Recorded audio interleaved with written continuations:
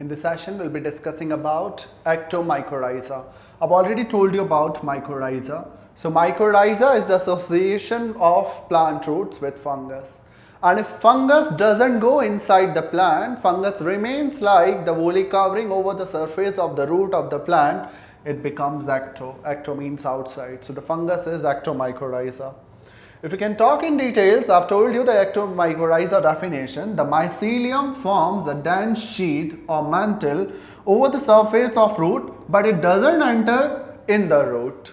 Now remember this particular thing, that what happens is, over the root, if you can see the root of the plant, the fungus will be growing like this, and fungus grows in cottony or woolly colonies. So fungus will be growing in all where, and it will be making this woolly covering.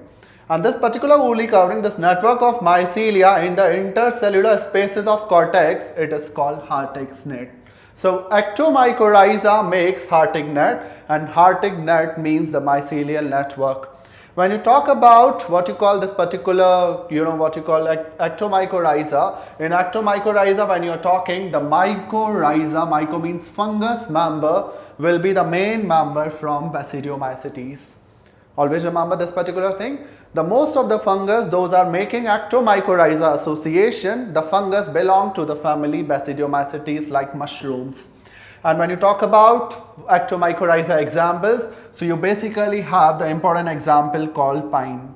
Pine show you Ectomycorrhiza association. Apart from that, eucalyptus family members like, eucalyptus and all will also be showing you this particular type of Ectomycorrhiza association.